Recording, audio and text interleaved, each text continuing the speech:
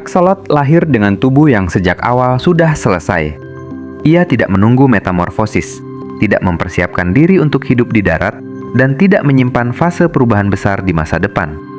Sejak menetas, ia tetap berada di air, bernapas dengan insang luar yang terbuka, dan mempertahankan bentuk larva sepanjang hidupnya. Dalam dunia amfibi, ini bukan jalur umum. Ini adalah pengecualian evolusi. Keadaan ini disebut neoteni, ketika tubuh berhenti berkembang sebelum mencapai bentuk dewasa, namun fungsi reproduksi tetap aktif. Bagi aksolot, neoteni bukan kegagalan perkembangan. Ia adalah strategi hidup. Dengan tetap berada di air, aksolot menghindari kompetisi darat, menghemat energi, dan hidup di lingkungan yang stabil selama ribuan tahun. Danau-danau dangkal di Meksiko Tengah dulu menyediakan semua yang ia butuhkan: air dingin, oksigen cukup, dan mangsa kecil yang melimpah. Masalahnya muncul ketika dunia di sekelilingnya berubah, sementara tubuhnya tidak. Aksolot tidak pernah mengembangkan kemampuan untuk berpindah habitat. Ia tidak bisa bermigrasi jauh, tidak bisa keluar dari air, dan tidak mampu bertahan di lingkungan kering. Seluruh hidupnya bergantung pada satu jenis ruang, perairan tawar yang tenang, bersih, dan kaya oksigen. Ketika ruang itu menyusut, aksolot tidak punya alternatif. Konflik utama aksolotle bukan pada kerapuhan tubuhnya, tetapi pada kesetiaannya terhadap rancangan hidup yang terlalu spesifik. Ia dibentuk untuk dunia yang stabil, dan dunia itu tidak lagi ada. Kanal-kanal tercemar, danau dikeringkan, dan air yang dulu menopang hidupnya berubah menjadi sistem buatan yang penuh limbah dan gangguan. Berbeda dari banyak spesies lain, aksolotle tidak merespons tekanan dengan perubahan perilaku agresif atau adaptasi cepat. Ia tidak mempercepat reproduksi secara ekstrim. Ia tidak berpindah ke relung baru. Ia tetap hidup dengan cara lama, seolah dunia di sekitarnya masih memberi ruang yang sama. Sejak awal, konflik hidup aksolotle bukan tentang predator atau kompetitor. Ia tentang ketergantungan mutlak pada satu bentuk dunia, dan ketidakmampuan tubuhnya untuk meninggalkan bentuk itu. Aksolotle tidak dikejar menuju kepunahan. Ia ditinggalkan oleh lingkungan yang bergerak terlalu cepat.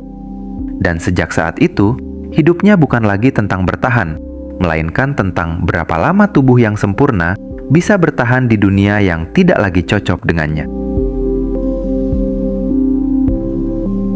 Untuk memahami mengapa aksolotle mampu bertahan begitu lama dan mengapa ia kini berada di ujung ketahanan, kita harus melihat tubuhnya bukan sebagai keajaiban, tetapi sebagai kompromi evolusi yang ekstrim. Aksolotle adalah amfibi yang berhenti berkembang di tengah jalan. Secara genetik, ia memiliki seluruh perangkat untuk bermetamorfosis menjadi salamander darat. Hormon tiroid yang biasanya memicu perubahan itu ada di dalam tubuhnya. Namun sistem biologisnya memilih jalur lain. Produksi dan respons terhadap hormon tersebut ditekan, sehingga proses metamorfosis tidak pernah benar-benar dimulai. Tubuh larva dipertahankan, sementara fungsi reproduksi tetap aktif. Keputusan biologis ini memberi keuntungan besar di lingkungan yang stabil. Dengan tetap hidup di air, aksolotle tidak perlu membangun paru-paru kuat, kulit tahan kering, atau sistem lokomosi darat. Energi yang biasanya digunakan untuk perubahan bentuk dialihkan ke pertumbuhan, regenerasi, dan reproduksi. Dalam kondisi ideal, ini adalah strategi yang efisien. Adaptasi paling terkenal dari aksolotle adalah kemampuan regenerasinya. Ia dapat menumbuhkan kembali kaki, ekor, bagian jantung, jaringan saraf, bahkan bagian otak tanpa membentuk jaringan parut. Sel-sel di sekitar luka tidak menutup cedera seperti pada mamalia, tetapi kembali ke keadaan primitif, lalu membangun ulang struktur yang hilang. Proses ini terkontrol, presisi, dan hampir tanpa kesalahan. Namun, kemampuan ini sering disalahpahami sebagai tanda ketangguhan mutlak. Regenerasi aksolotle bekerja optimal hanya dalam kondisi lingkungan yang sangat spesifik: air bersih, suhu stabil, kadar oksigen cukup, dan tekanan fisiologis rendah. Ketika kualitas air menurun, mekanisme ini melemah. Luka sembuh lebih lambat, infeksi meningkat, regenerasi tidak lagi sempurna. Di balik tubuhnya yang tampak sederhana, sistem saraf aksolotl juga sangat sensitif. Ia bergantung pada rangsangan kimia dan getaran air untuk mendeteksi mangsa dan bahaya. Perubahan kecil pada komposisi air, logam berat, pestisida, limbah organik, mengacaukan sinyal ini. Aksolotl tidak tahu bahwa lingkungannya telah rusak. Ia hanya merespons dengan stres fisiologis yang terus meningkat. Masalah terbesar dari seluruh adaptasi ini adalah ketergantungan. Setiap keunggulan aksolotl terikat pada asumsi bahwa lingkungannya akan tetap seperti semula. Evolusinya tidak membangun rencana cadangan. Tidak ada fase darat yang siap diaktifkan. Tidak ada perilaku migrasi. Tidak ada toleransi tinggi terhadap perubahan kimia air. Secara ilmiah, aksolotl bukan spesies lemah. Ia adalah spesies yang terlalu terspesialisasi. Tubuhnya adalah hasil dari evolusi yang bekerja sangat baik selama dunia tidak berubah terlalu cepat. Dan ketika perubahan itu datang, semua adaptasi yang dulu menyelamatkannya mulai kehilangan fungsi. Bukan karena gagal, tetapi karena dirancang untuk dunia yang sudah tidak ada. Di titik ini, kemampuan regenerasi, neoteni, dan efisiensi energi tidak lagi menjadi pelindung. Mereka justru menjadi alasan mengapa aksolotl sulit keluar dari jalur yang membawanya menuju batas ketahanan biologisnya sendiri. Keistimewaan yang membuat aksolotl bertahan selama ribuan tahun justru menempatkannya sangat dekat dengan kegagalan biologis di dunia modern. Ketika lingkungan berubah, tubuh yang terlalu setia pada satu cara hidup mulai menanggung konsekuensi yang tidak dirancang untuk dihadapi.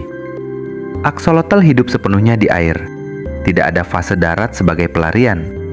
Ketika kualitas air menurun, akibat limbah domestik, pertanian, atau introduksi spesies asing, tidak ada pilihan untuk berpindah. Racun terlarut, peningkatan amonia, dan penurunan oksigen langsung menyerang sistem paling sensitif, kulit dan insang. Kulit aksolotl tipis dan permeabel, dibuat untuk pertukaran gas yang efisien, bukan untuk menyaring polutan. Zat berbahaya masuk tanpa hambatan, memicu stres fisiologis kronis. Stres ini tidak selalu mematikan secara cepat. Ia bekerja perlahan.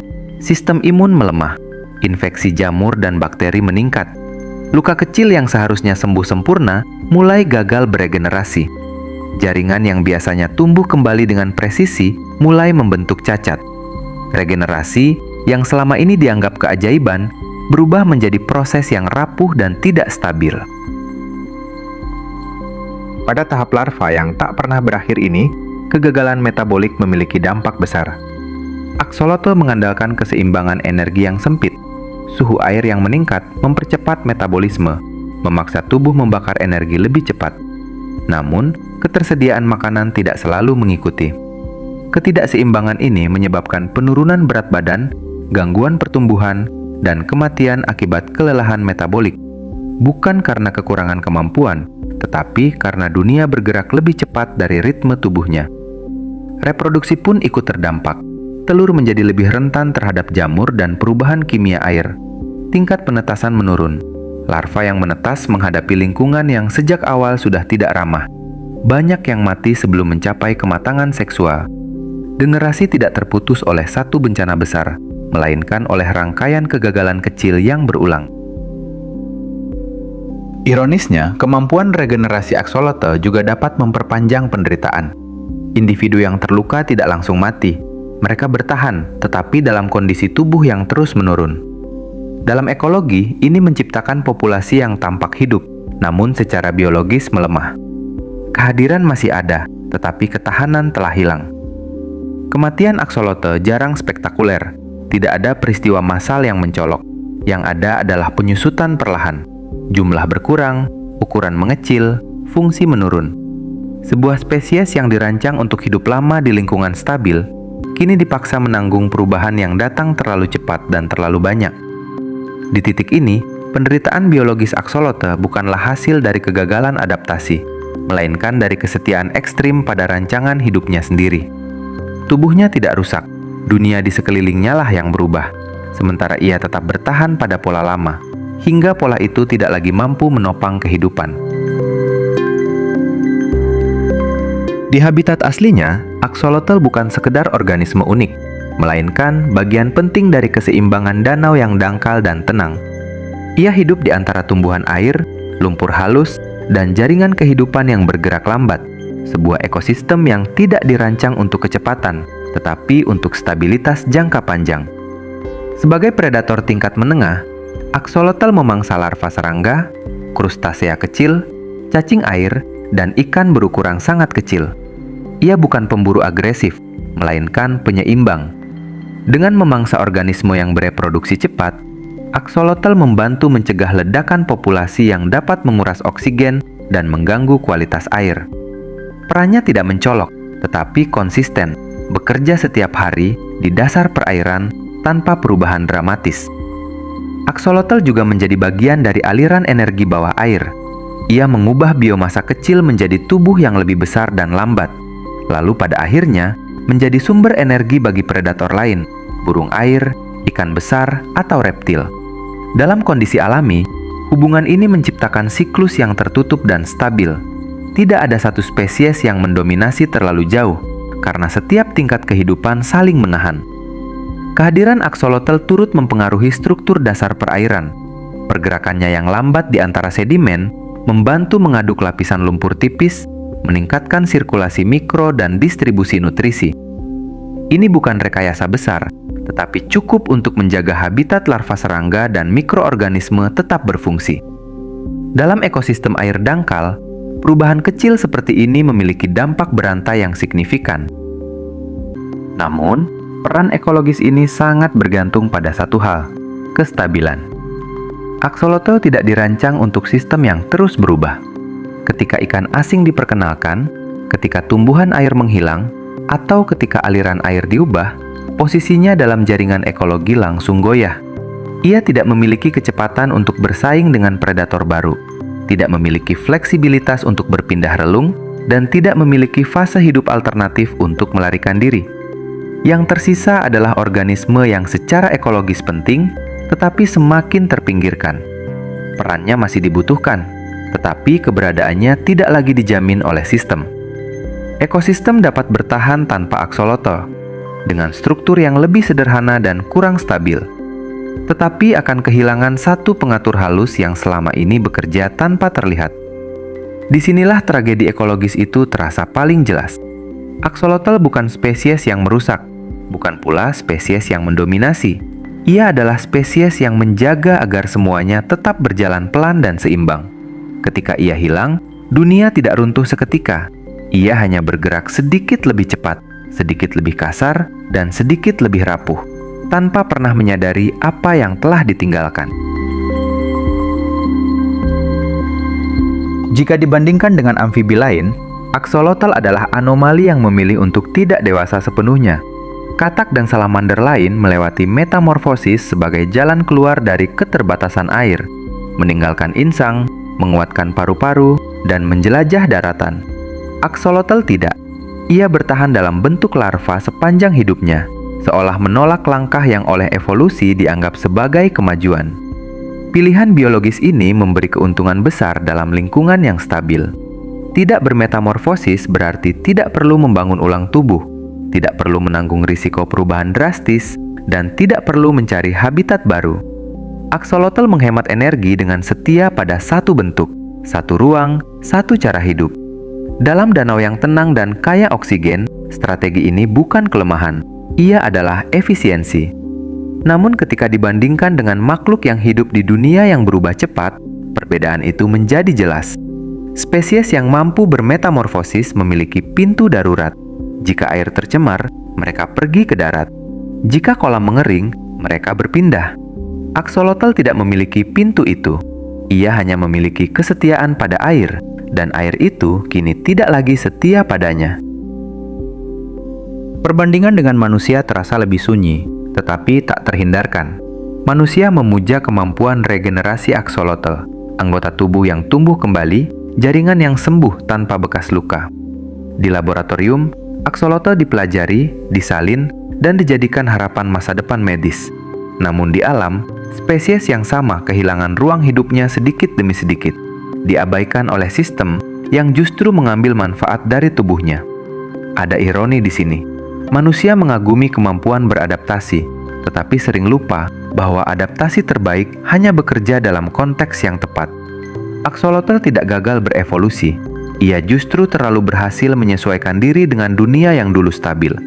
Ketika stabilitas itu hilang, keunggulan yang sama berubah menjadi kerentanan. Perbandingan ini tidak menempatkan Axolotl sebagai korban yang harus diselamatkan dengan emosi, juga tidak menempatkan manusia sebagai penjahat tunggal. Ia hanya menunjukkan satu pola yang berulang dalam sejarah kehidupan. Spesies yang dirancang untuk kesetiaan jangka panjang akan selalu kalah cepat dibanding dunia yang berubah tanpa jeda. Axolotl hidup seolah percaya bahwa air akan selalu ada, bahwa lumpur akan selalu lembab, dan bahwa waktu akan bergerak perlahan. Keyakinan itu pernah benar selama ribuan tahun. Kini, ia menjadi taruhan terakhir antara dunia yang masih memberi ruang untuk kesetiaan atau dunia yang hanya menghargai kecepatan dan kemampuan berubah.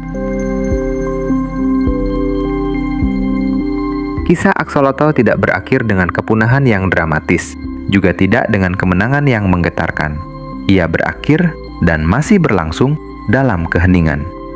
Di air yang semakin dangkal, di kanal yang tercemar, di ruang-ruang kecil yang tersisa dari danau purba, Axolotl tetap hidup dengan cara yang sama seperti ribuan tahun lalu. Ia tidak berubah. Dunia di sekelilingnya lah yang berubah. Axolotl tidak tahu bahwa dirinya langka. Ia tidak menyadari bahwa tubuhnya dipelajari, dipuja, dan dijadikan simbol regenerasi oleh makhluk lain yang jauh lebih bising. Ia hanya terus bernapas dengan insang, bergerak perlahan di dasar air, dan memperbaiki tubuhnya setiap kali rusak. Ia menjalani hidup sebagaimana ia dibentuk, tanpa ambisi untuk menyesuaikan diri dengan dunia yang tak lagi cocok baginya. Alam tidak pernah menjanjikan keabadian. Ia hanya memberi kesempatan selama kondisi memungkinkan. Ketika kondisi itu berubah terlalu cepat, tidak semua makhluk diberi waktu untuk mengejar. Axolotl bukan kalah karena lemah. Ia tertinggal karena setia. Setia pada bentuk tubuhnya, setia pada air, setia pada ritme yang terlalu lambat bagi zaman ini. Jika suatu hari Axolotl menghilang dari alam liar, dunia tidak akan runtuh seketika. Danau akan tetap ada dalam bentuk lain. Air akan mengalir dengan cara berbeda. Ekosistem akan menata ulang dirinya. Tetapi satu cabang kehidupan yang memilih untuk tidak pernah dewasa dan berhasil bertahan karenanya akan benar-benar berakhir. Axolotl mengingatkan bahwa tidak semua kehidupan dirancang untuk menang dalam perlombaan. Sebagian dirancang untuk bertahan selama dunia mau menunggu. Dan ketika dunia berhenti menunggu, yang hilang bukan hanya satu spesies, melainkan satu cara hidup. Cara hidup yang percaya bahwa kesetiaan pada bentuk lama masih punya tempat. Di air yang tenang, Axolotl tetap diam. Ia tidak menuntut masa depan. Ia hanya menunjukkan apa yang terjadi ketika perubahan datang lebih cepat daripada kesabaran alam.